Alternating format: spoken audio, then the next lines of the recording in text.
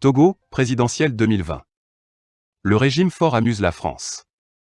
Au Togo, plus d'un an après la dernière élection présidentielle du 22 février 2020, beaucoup de voix d'ici et d'ailleurs continuent d'alimenter la critique sur cette élection, objet de contestation par les membres de la dynamique Monseigneur Codzero, DMK, dont certains se retrouvent aujourd'hui sur le chemin de l'exil. Parmi ceux-ci, l'on y trouve Agbeyome Kodjo, le candidat de la DMK qui toujours revendique la victoire et en s'autoproclamant président démocratiquement élu, il a laissé entendre l'existence d'un deal, refusé aux émissaires de Faure Gnassingbé. Lundi dernier, Geneviève Goetzinga, ancienne directrice générale de Radio France Internationale, RFI, s'est fendue de plusieurs tweets pour évoquer le sujet.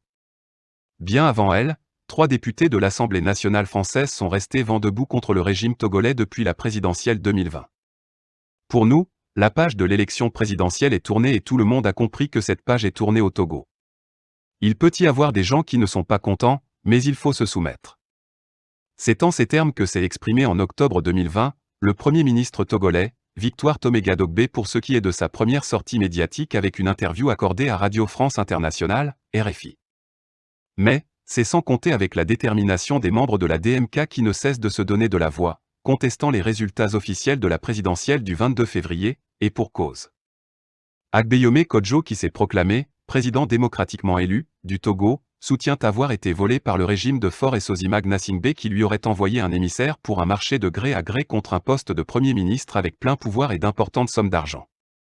Aussi expliquait-il que son refus de céder à une telle offre qui trahirait le peuple togolais et subséquemment ses engagements auprès des électeurs et de Monseigneur Codzero, a été à l'origine de la furie de Faure Gnassingbé et sa nomenclatura contre sa famille, ses proches et des militants de la DMK. Togo, au lendemain de sa bérésina tournée en victoire par des institutions sous ordre, Faure Gnassingbé tenta en vain de me suborner.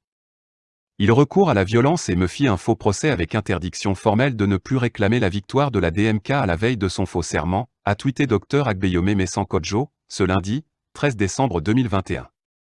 Un tweet qui a suscité aussi sur Twitter, une série d'interrogations de Geneviève Goetzinga, ex-DG de RFI qui s'est attardée sur la situation politique au Togo en ces termes. J'ai quelques questions sur le Togo qui ont trait cette fois à l'élection du 22 février 2020. Comment se fait-il que l'immunité parlementaire de Agbeyome Kodjo ait été levée le 9 mars alors que le résultat faisait l'objet de nombreuses contestations y compris de l'Église? Faut-il mettre la procédure à l'encontre de Agbeyome Kodjo en relation avec son refus d'accepter la transaction que lui proposait un émissaire du sortant, le poste de PM et de l'argent contre l'abandon de tout recours contre les résultats? Quelle est la légalité de cette levée d'immunité parlementaire? Comment expliquer cette tentative de deal alors que de nombreux recours étaient en cours et que la prestation de serment n'allait intervenir que le 3 mai? Comme on dit chez moi, quand c'est flou, il y a un loup. Ces différents tweets de Geneviève rappellent les premières heures de la contestation de la présidentielle 2020 au Togo, notamment avec Agbeyome Kodjo qui, après la levée de son immunité parlementaire par l'Assemblée nationale togolaise à la suite de la saisine du procureur de la République, criait à la violation flagrante de la procédure ayant abouti à cette décision, portant levée de son immunité parlementaire. Il a dès lors assigné l'Assemblée nationale, représentée par sa présidente en justice et a demandé au tribunal de première instance de première classe de Lomé, statuant en matière des droits de l'homme, d'annuler la décision de l'Assemblée nationale à cause des irrégularités constatées dans le cadre de la procédure. Ce procès devant se tenir le 28 avril 2020, les avocats d'Agbeyome, en dépit de la décision du 17 avril 2020 du procureur de la République de poursuivre l'enquête judiciaire ouverte contre leurs clients, demandent quant à eux, une suspension provisoire de toute enquête judiciaire sur la base d'une décision contestée et attaquée devant une juridiction compétente. Mais, le 21 avril 2020, soit 7 jours avant l'ouverture du procès engagé contre l'Assemblée nationale, Agbeyome a été arrêté à son domicile dans des conditions rocambolesques par les forces de défense et de sécurité. Il sera gardé dans les locaux du Service central de recherche et d'investigation criminelle, SCRIC, et plus tard inculpé. Après quelques jours de détention, Agbeyome et 3 de ses collaborateurs ont été libérés sous contrôle judiciaire le 25 avril 2020, soit 7 jours avant l'investiture de Faure Gnassingbé et interdit par le doyen des juges d'instruction de faire toute déclaration tendant à la remise en cause des résultats du dernier scrutin présidentiel du 22 février 2020, et de tenir des propos, déclarations ou attitudes tendant à remettre en cause et à saper l'ordre constitutionnel et institutionnel existant.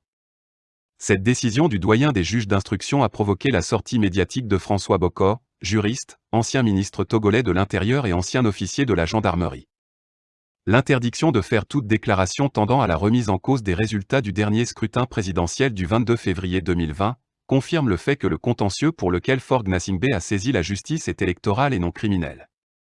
Du constat, François Bocco soutient qu'il appartient au doyen des juges d'instruction de tirer les conséquences des moyens de sa condition en se déclarant incompétent pour instruire.